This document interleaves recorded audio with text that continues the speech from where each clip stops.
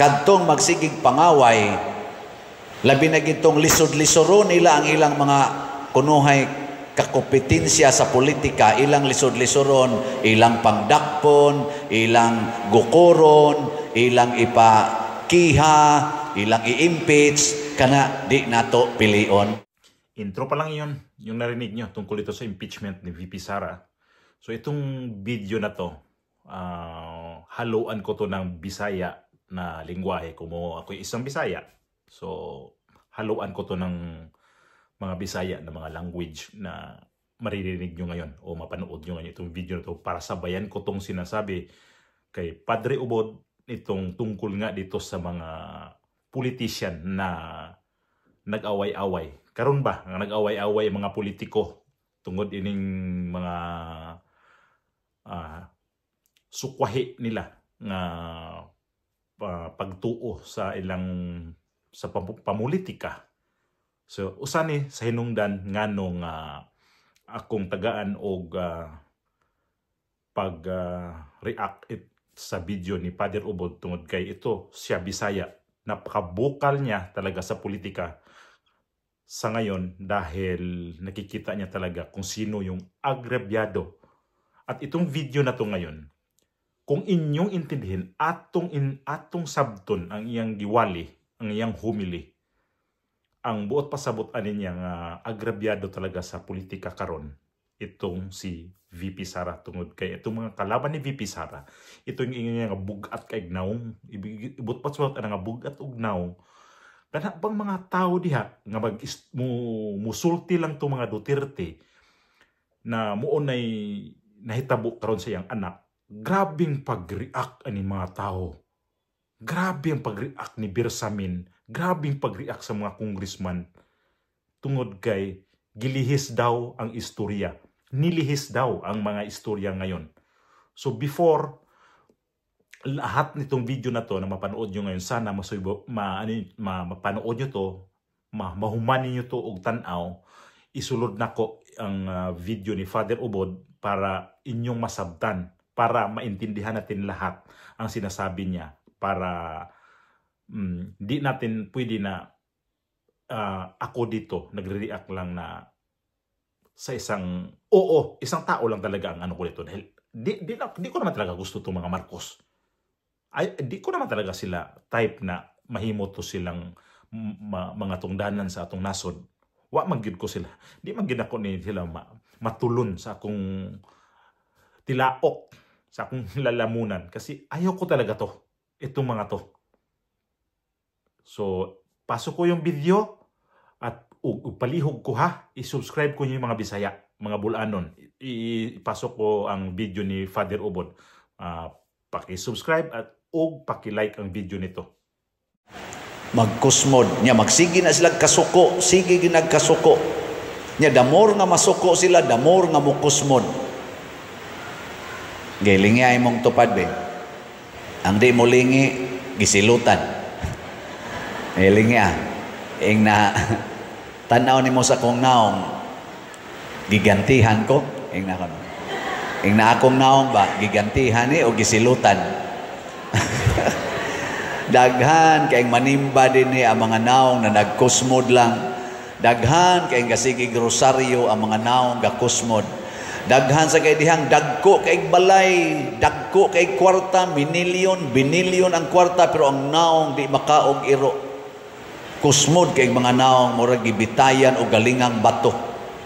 Di gyud ka smile, ana labab. Nya tingog pa mo, unsa man ni? Sama ni. Di ba giingnan ka? No. Nya karon, ug ato ning i-relate sa nang-apply ron sa nasod nga mahimong senador hangtod sa tawagan na diya, municipal or city councilors. Mao man na roy mga nang-apply. Kinsa may atong pilion? Kadtong nagkusmod ang naong o kining smiling? Nya kay silang tanan mo smile man. Wa man giroy usan ilang nagkusmod, sige man nag-smile. Unsao man nato pag-ila o kinsa gitinuod ani nila? Atong siguroon, ang atong pilion kadtong makamaong muhigugmag kaaway. Kadtong magsigig pangaway, Labi na gitong lisod-lisoro nila ang ilang mga kunuhay kakompetensya sa politika, ilang lisod-lisoron, ilang pangdakpon, ilang gukoron, ilang ipakiha, ilang i-impeach, kana di nato pilion. Kaya nga naman, wa man na sila mahigugma sa ilang kaaway. Kaya kani mga kaaway, mga igsoon, dili ni kaaway nga giaway gyud ka, dili sa tanang higayon ingon ana. Usahay og dili man kanunay ang kaaway, ang definition gyud ana kanang tao nga wa nimo mauyoni. Kana bang wa ka kagusto niya? Di ba na may mga tao nga wa gid siya gibuhat nimo pero sa naong pa lang niya maglagot gyud ka. Nay usahay maglagot ka sa iyang tingog. Ano niya kung tingog? Doon na may daghang naglagot ani ko nasad ay naong ani. Kadungog la sa akong tingog, ani tingog na sang panuway ah. Higugma ana, higugma. Nya kanang kasigirog lotos, sigig lotos, mauna sila'y mga yawanon. Nya kana sang gilotos nga porti sang isuga musukol sa gyud, makigpatay sad yawanon na sad na. Naabaroy nanagan sa politika, gikan sa senador ngari sa barang konsehal sa lungsod o sa city nga musugot lag lutoson, mupailo ra gyud, muantos ra. Naa ba? O wa gani ay nalamog pamutar. Pero ayaw sa nang perfect. Mangita masakag perfect. Ayaw nang perfect. Kaya bisan gani imong naong dili perfect. Nya unsa may dili makapa-perfect nato tungod kay matud pas ikaduhang pagbasa naatay duha ka adan or duha ka natures. Ang yutan-on ug ang langitnon. Nagpuyo na nato. Ang yutan-on mauning atong lawas. Kanang yuta di gina perfect. Way yuta nga perfect, maubitan na nga inig simento na to diha, inig spalto ato usa ng pisonon kay di na siya perfect. Bisan gani gipison na di atubangan, karon gi spalto maglinaw lang gyapon. Ngano man di lagi perfect. Yutan-on. Nya naa sa tay perfect unsa man ang langitnon, ang atong espiritu, ang Holy Spirit ni ana nato. Mao na siya perfect. Ang nakaapan lang kay di ta maminaw sa Holy Spirit. Mo nang naingon din sa ito ikaduhang pagbasa, sama nga gidawat nato ang adan nga gikan sa yuta, dawaton sad nato ang adan nga gikan sa langit nga mao si Kristo. Nakaron unsaon pagdawat? Matud pa ni Kristo, paghigugma ay kamo sama sa akong paghigugma ninyo. O giunsa man ta paghigugma ni Kristo? Bisag iyatang kaaway pinaagis ato mga binuhatan, bisag ato siyang gipatay, wa gid siya masuko nato. Wa gid masuko. Muna mangita tarog mga politicians nga dili masuko. Kanang sigig kasuko di na nato butaran. Mangita tag politicians nga dili hangol og kwarta. Kay kanang mga politicians nga hangol og kwarta, nya nagamit og kwarta og gahom sa ilang naamusalig diha, sa ilang pagpangumpanya, dili na angay butaran, ngano man, ang ila anang hari, dili ang Ginoo, kung dili ang kwarta o ang ilang yutan-on nga gahom. Kung sa may resulta, ighuman na itong butaran na nila, ilatang daog-daogon. Karon, kusog pa kayo na silang ulo-ulo na to. Tanang problema na to, ilang hisgutan. Tanang problema nato ilang yung ipabati nga andam silang mutubag. Pero tanawa ilang track records. Nayuban ana nagbalik-balik na lang naglingkod sa atong gobyerno. Wa gyoy nahatag nato nga konkretong kaayuhan gani ang timaan ana nga wa gitay nadawat pa kaayo nga kaayuhan, nag-anam gyud kadako ang atong utang sa nasod. Ikaduha, naalang gyapon ang graft and corruption sa atong nasod, wa gyud na masulbad. Bisan na lang untag muminos og maayo, naalang gihapon ang drugas, naalang gyapon ning krimen, pinatyanay hasta pagani ang kauban sa panimalay magpinatyanay na tungod kay nakasuyop og drugas. Naalang gyapon ning terrorism, Unsa may ilang gibuhat, siging balik-balik dihag lingkod, sigig himog balaod ang gikalingawan hinuon karon, nagunay silag away. Mag-impeach og ila rasang kauban. Imbis maghiusa, mag-away, gagastos atong kwarta nga buhis nato, purti na taong dakuan natong utang, gastuon pagid anang mag-unay silag away. Murabag nagsinikmatay sila, kitay mo gasto, kitay way asinso. Kay gasigi ra silag away, gipalingkod nato sila diha, aron lang mag-away anang lang impeach kanang ana. Tubago nato ang kalihok, ang kalibo, ang sana nasudnong problema. Naghimuhimo man og problema, purti na noong problemahan. Abi ninyo, lisod kayo nga magmuhatag ko og react nga murag isaksak sinagol, pero agwantahan na lang yung maminaw nako kay ako ning gituyo pod karon nga mag-react ko nga binisaya tungod kay ako Bisaya lagi. Pasimo ingon nga nato nag-comment sa una nga Bisaya man di ay ka nganong patagalog-tagalog man ka. So ang ako manggod dire nga mas dako manggod ang mga tao, daghan manggod ang mga tao nga makakuha og istorya ba nga Tagalog, makasabot sila Tagalog. Di ba pwede kung akong gibaliit ang mga Bisaya. Kay balo man ko mga Bisaya, kabao mo Tagalog, kabao sila mo entiende sa mga Tagalog. Mao nga ang akong istorya sa kadaghanan ini sa akong video tinagalog, pero ako mismo di gyud ko nga pure Tagalog. Makahalata man mo sa akong accent nga Bisaya gyud ko. So balik ta dito sa atong balik ta sa atong istorya karon, atong react dito sa homily ni Father Ubod. Lami kayo di ba paminawon, ang sarap pakinggan itong linggo na to ulit na marinig natin ganitong klaseng pare na hindi nagpabaya sa ating bansa. So tayo mga tao, kung naintindihan natin yung mga sinasabi nito, bakit naman tayo bubuto dito sa kay Marcos? Na ibig sabihin niya yung mga sinasabi ni Father Ubod, kung atong sabton, na siya yung mga daghan ka yung mga purpose kung kinsay ang patamaan. Pwedeng tamaan si Bongbong Marcos, pwedeng gitamaan niya sa istorya niya si asawa ni Bongbong Marcos, si Liza Marcos. Kaya bukat ka nagdagway. Kaya si Liza Marcos, bukat ka nagdagway. Uy, tapos mo na yung diktadura.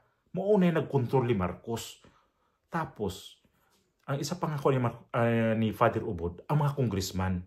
Labi na gining igagaw ni Bongbong Marcos kini si Martin Romualdez. So ang impeachment mao gini isa karon nga murag kundinagin na ni ni Father Ubod tungod kay pirti man gyud pirti man gyud ka kuan si Bifi Sara. Wala man gyud say kalaban-laban anak kay laliman mo nga ang impeachment ilagi nang gipugos ba nga mahimong 1/3 ang dapat makuha, pero ilagi nang gipugos nga mahimong lang 80% halos ang nimpirma sa impeachment. Pero kung gisunod gito nila nga kuan, di gid na masunod na mahimong 80% ang mga congressman nga mopirma. Ilan lang ginang gikuan nga kwarta-kwarta na unsa ba ang gisulti sa pare nga ato gipaminaw. Gibuto nato na sila, no? Ato nang hinalal natin yan mga yan. Pero pagdating doon, anong ginawa nila? Pira ng taong bayan, ginastos nila para lang doon sa kanilang away-away. Nag-impeach ibig sabihin kiha, nireklamo na may kiha si VP Sara, na asa DOJ karon. Kinsa may ning kiha? Kanang si General Torre, maunay ning kiha. So, kini si General Torre, usapod na sa kuan ni Father Ubod, kung inyong sabton, ato bang paminawon gyud og sakto. Ito sila sabi ni Father Ubod. Makuha na to na kung kinsay iyang gipatamaan. Pero itong gobyerno na to ngayon, si Father Ubod ayaw talaga niya.